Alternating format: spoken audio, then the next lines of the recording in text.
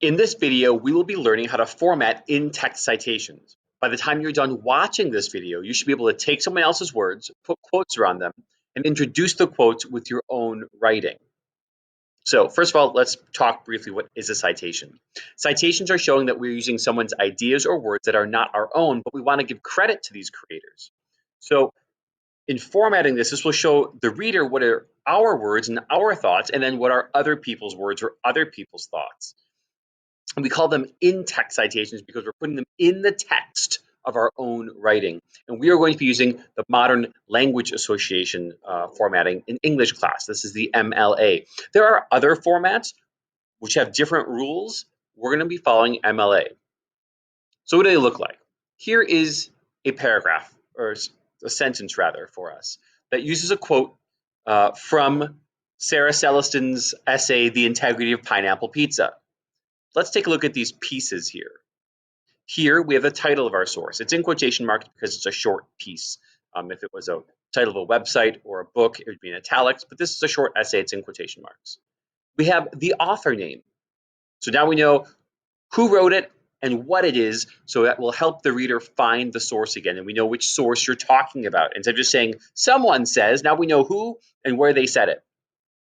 Notice we're putting quotation marks around what Sarah says, or what she wrote, rather. And then at the end, we're putting the page number in parentheses.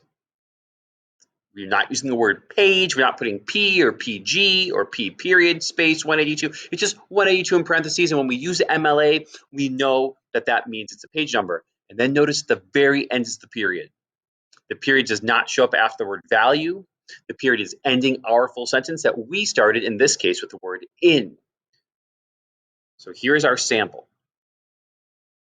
Let's take a look at other ways of introducing a quote. We can say, according to whoever the author is, quote, or in the name of the article, the author writes that, whatever, or the author explains that, or one example is from, quote, whatever the article is, where the author claims that, quote, whatever, and then we put the page number at the end. Here are 4 other ways that will help you introduce a quote when you have to do it on your own.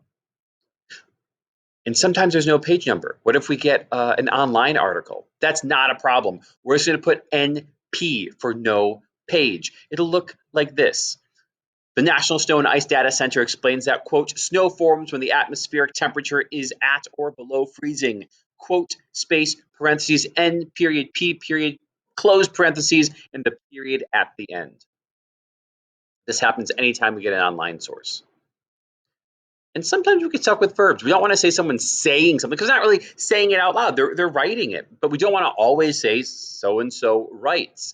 So we might say the author writes, but the author argues, avers, it means a strong argument, explains, describes, posits. It means they're just putting it out there. They're positing it.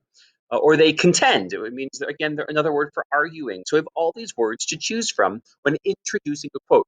We can't just throw a quote with quotation marks around it and nothing else. We have to introduce it with our own words, and we have to put the page number or N period, P period for an online source. Now you should be able to look at your own word-for-word quotes from other authors and include them in your writing by formatting an introduction for each quote.